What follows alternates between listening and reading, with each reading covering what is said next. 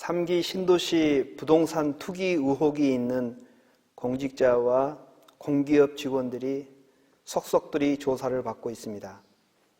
그들은 아마 그들만이 가지고 있는 고급 정보가 있었을 것입니다. 혹시 여러분들은 지금 그 고급 정보를 알고 있는 것이 있습니까?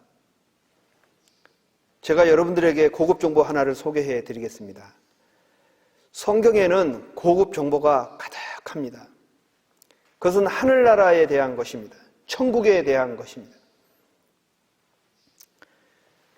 제가 알려드리는 이 하늘나라 정보, 저 하늘나라의 비밀은 특징이 있습니다. 오늘 읽은 본문의 25절에 이렇게 기록하고 있습니다. 25절에 그때에 예수께서 대답하여 이르시되 천지의 주제이신 아버지여 이것을 지혜롭고 슬기 있는 자들에게는 숨기시고 어린 아이들에게는 나타내심을 감사하나이다 라고 했어요. 하늘나라의 정보는 지혜롭고 슬기로운 자들에게는 감춰져 있고 어린 아이들에게는 나타내지고 보여진다라고 하는 것입니다. 그것을 또한 아버지의 뜻이라고 했습니다. 비슷한 말씀이 마태복음 18장 3절에 이렇게 기록하고 있습니다. 진실로 너희에게 이르노니 너희가 돌이켜 어린 아이들과 같이 되지 아니하면 결단코 천국에 들어가지 못하리라. 어린 아이와 같은 그런 순수한 믿음이 아니면 저 하늘나라의 천국의 정보를 알기도 어렵고 깨닫기도 어렵다라고 하는 것입니다. 교회를 다니는 사람을 우리는 교인이라고 합니다. 예수 믿는 사람을 신자라고 부릅니다. 교회만 들락거리는 사람은 왜 우리가 사는지, 왜 우리가 일하는지, 그리고 우리가 어디로 가는지 잘 모르는 경우가 많습니다.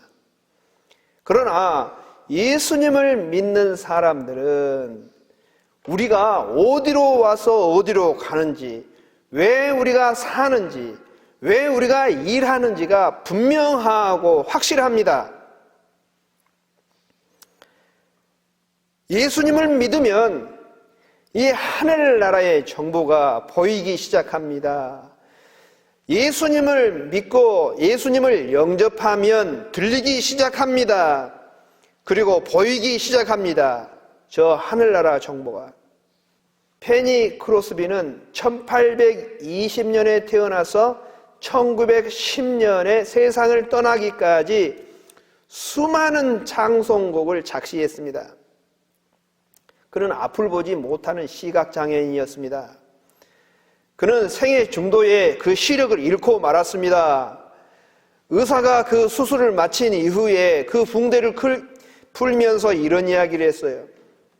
크로스비 여사님, 제가 수술을 최선을 다해서 했습니다마는 당신의 시력은 잃고 말았습니다. 당신의 시력은 영원히 회복되지 못할 것입니다. 그렇게 이야기했어요. 그때 이 크로스비 여사가 유명한 이야기를 했어요. Oh God, thanks for making me blind. 주님, 오 하나님, 나를 시각장애인 만들어 주셔서 감사합니다. 이 화려한 세상을 바라보지 않고 저 영적인 세계 바라볼 수 있고 주님 바라볼 수 있고 하나님 바라볼 수 있게 하셔서 감사합니다 라고 고백했습니다. 그 이후에 이 크로스비 여사는 수천 곡의 찬송곡을 작시할 수 있었습니다. 어떻게 앞이 보이지 않은 이 시각장애인 이 여사가 어떻게 수천 곡의 찬송곡을 작시할 수 있었겠습니까? 천국의 비밀이 보인 것입니다. 예수님을 만나고 예수님을 영접한 이후에 하늘이 보인 것입니다. 천국의 비밀이 들린 것입니다. 천국의 비밀이 열린 것입니다. 그러므로 수천 곡의 찬송곡을 작시한 것입니다. 27절 말씀에 보면 이렇게 이야기합니다. 내 아버지께서 모든 것을 내게 주셨으니 아버지 외에는 아들을 아는 자가 없고 아들과 또 아들의 소원대로 계시를 받은 자 외에는 아버지를 아는 자가 없느니라.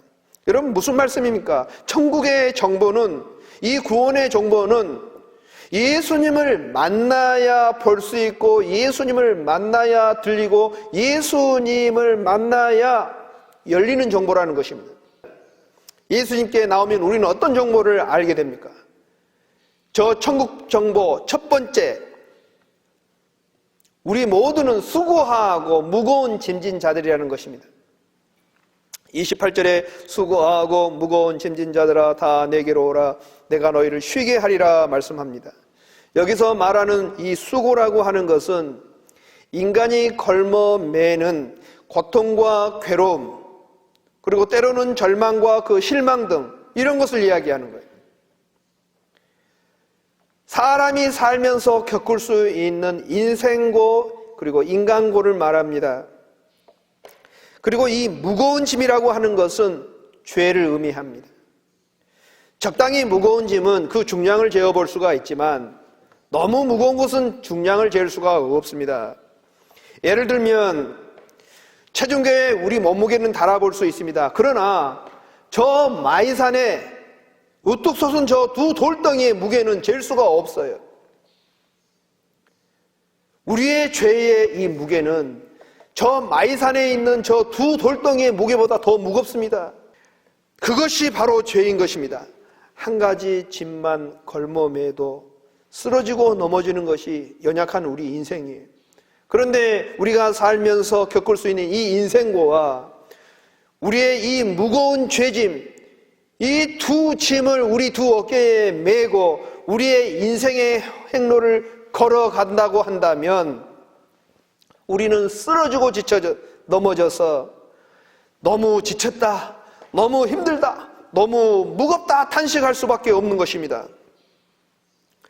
여러분, 우리가 요즘에 코로나19로 얼마나 힘들고 지쳐 있습니까? 코로나로 수고하고 지친 우리들에게 그래도 잠시나마 위로와 이완을 주는 것이 있었습니다. 그것은 마스크입니다. 여러분, 우리가 이 마스크를 구입하기 위해서 다 약국으로 달려갔습니다. 그리고 거기서 줄 서고 기다려야만 했습니다. 매진되면 허탕치고 돌아오는 일이 허다했습니다. 다행히도 정부에서 마스크 수급을 위해서 마스크 공급 5부제를 시행했습니다. 일주일에 1인당 5매를 구입할 수가 있었습니다. 마스크 품절 대란으로 이 마스크 한 장당 1,500원이라고 하는 거금을 들여 사야 했지만은 그나마 이 일주일에 이 마스크가 5장을 우리가 손에 쥘 수 있다고 하는 것 때문에 잠시나마 우리는 위로를 얻고 위안을 얻을 수가 있었습니다. 그러나 여러분, 그 마스크가 우리에게 참 쉼과 휴식을 가져다 주었습니까? 아닙니다. 이제는 백신이 없어서 난립니다. 백신 그거 맞아도 불안합니다. 부작용 때문입니다. 맞아야 되나 맞지 말아야 되나 갈팡질팡하면서도 맞지 않으면 방법이 없다고 하기 때문에 백신을 맞기 위해서 줄을 서야 하고 기다려야 하는 웃지 못할 그런 광경이 펼쳐지고 말았습니다. 저는 이런 현상을 보면서 이런 질문을 해보았습니다. 완전하지도 않는 저 백신과 저 마스크를 사람들은 줄 서서 기다리고 위험을 무릅쓰고 이제 애를 쓰는데 완전하신 주님께서 우리에게 주시는 이 참 평안과 이 쉼이 있다고 하는 이 초청에는 왜 줄 서지 않는가 하라는 것입니다. 마스크와 이 코로나 백신을 위해서 이용한 현장 새벽같이 달려나와서 코로나 감염을 무릅쓰고 그것을 사기 위해서 줄 서고 기다리는 사람들이 내게로 와라 내가 너희를 쉬게 하리라 라고 말씀하시는 이 주님의 초청에는 왜 머리를 젓고 거부하느냐 하는 것입니다. 답은 성경에 있습니다. 그것은 내가 수고하고 무거운 짐진 자들이라고 하는 이 사실을 모르기 때문입니다. 지금 무엇이 더 시급하고 무엇이 더 중요한지 깨닫지 못하고 있기 때문입니다. 얼마 전 경기도 남양주시의 한 주상복합 건물에 불이 났습니다. 펑 하는 소리와 함께 불길이 이 주방에서부터 식당에서부터 솟기 시작했습니다. 시커먼 연기가 올라옵니다. 빨간 이 불이 삼킬듯이 오릅니다. 그때 한 청년이 이 지하 주차장에서 이제 바깥으로 나오면서 이 불난 걸 보았어요.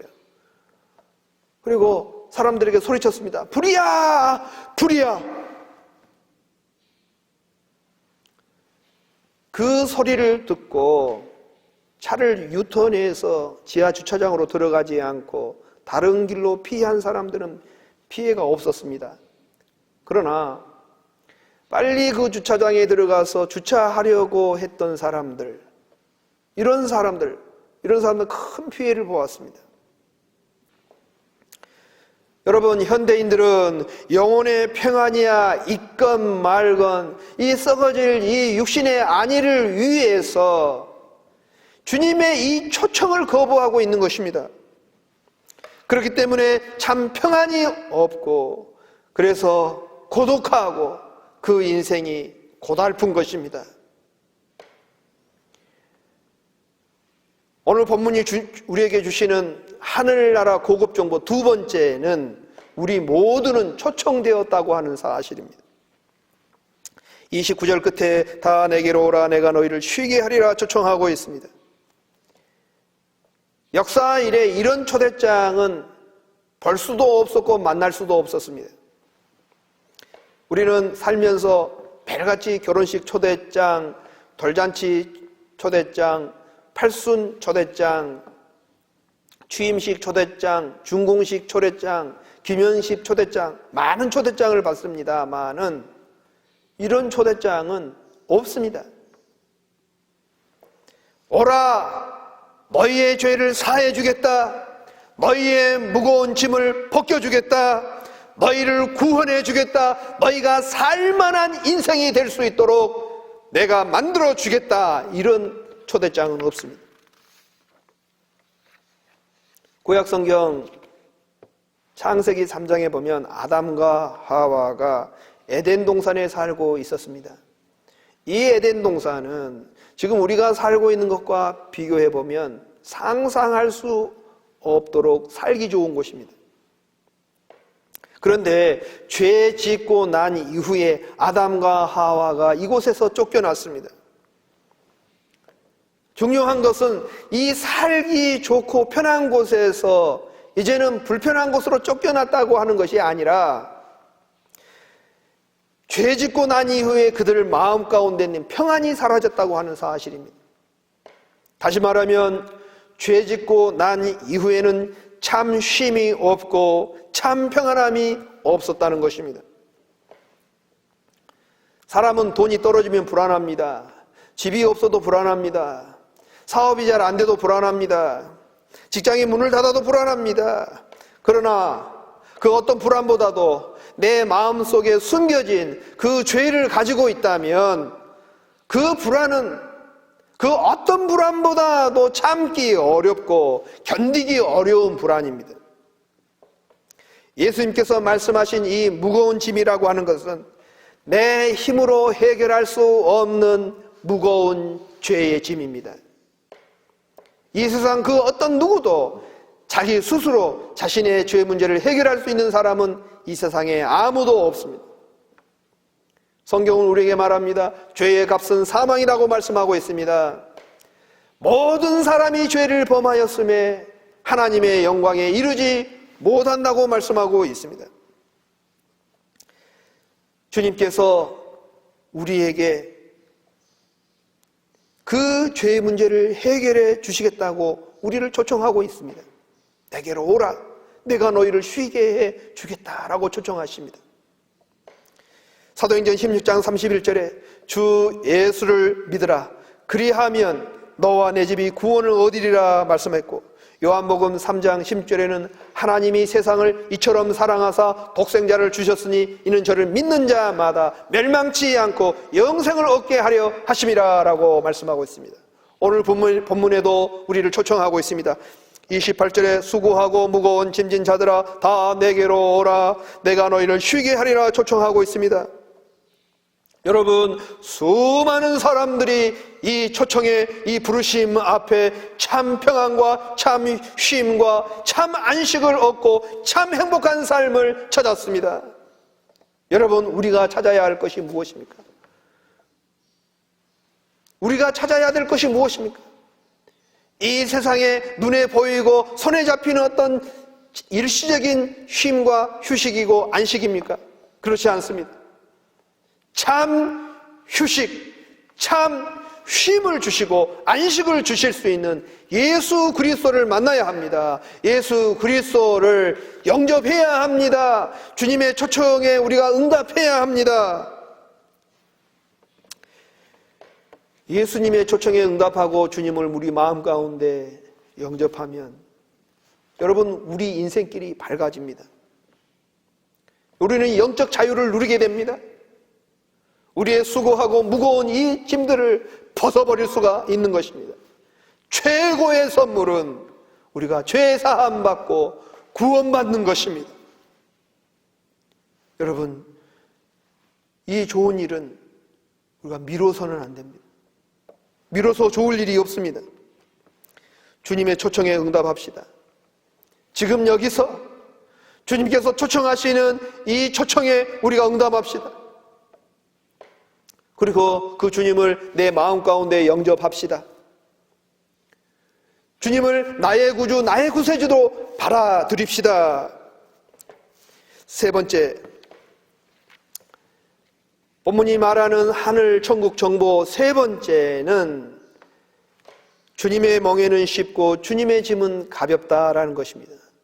30절 말씀을 보면은 이는 내 멍에는 쉽고 내 짐은 가벼움이라 하시니라 말씀하셨어요. 왜 주님이 주시는 이 멍에와 이 짐은 가볍다라고 말씀하셨는지 이 어거스틴은 이렇게 말하고 있습니다. 이 짐은 무거운 짐이 아니라 날아갈 수 있는 날개가 된다라고 했습니다. 내가 주님의 부르시는 그 음성에 응답하고 주님을 내 마음 가운데 영접하는 순간 놀랍고 신비로운 일이 일어납니다. 주님과 나 사이에 거룩한 교환이 이루어집니다. 나의 무거운 죄짐은 주님의 가벼운 짐으로 바뀌게 됩니다. 내 더러운 죄의 짐은 내려놓고 이제 주님의 그 깨끗한 짐을 우리가 지게 되는 것입니다. 내 어려운 짐은 내어놓고 주님의 그 쉬운 짐을 우리가 지게 되는 것입니다. 여러분, 우리가 주님으로부터 받은 이 짐은 사명의 짐이라고 말씀드릴 수 있고 의무의 짐, 책임의 짐이라고 말씀드릴 수가 있습니다. 그런데 이 짐은 가벼운 것입니다. 본래 내가 가지고 있던 그 우주보다도 크고 그 무거운 죄짐에 비하면 주님이 주시는 이 짐은 억천만분의 1 가벼운 것입니다. 그런데도 주님께서 나의 이 무거운 죄짐을 가져가신 것은 생각하지 않고 짐 같지도 않은 이 가벼운 사명, 이 책임도 무겁다고 투덜댄다든지 제대로 그것을 감당하지 못한다고 한다면 우리는 주님의 그 사랑을 제대로 알지 못하는 것입니다. 주님의 이 십자가의 사랑, 이 십자가의 은혜를 우리는 잘 알지 못하는 것입니다. 할머니, 할아버지가 손자, 이 어린 아이들을 보는 것은 쉬운 일이 아닙니다. 그러나 할머니, 할아버지가 손주, 손자, 손녀를 보는 것은 힘들지 않습니다. 오히려 이 손자와 손녀들과 함께 노는 것이 기쁘고 즐겁고 행복한 일입니다. 그러나 남의 아이를 봐라 하면 이것은 매우 어려운 일이에요. 힘든 일이에요. 한 시간도 보지 못할 거예요. 왜 그렇습니까? 사랑이 있기 때문에 그렇습니다. 사랑으로 매는 짐은 기쁘고 즐겁고 행복한 것입니다.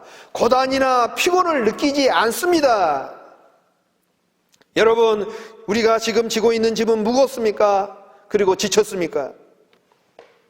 주님은 내게서 이 우주보다도 크고 무거운 이 죄짐을 주님께서 대신 져주셨습니다.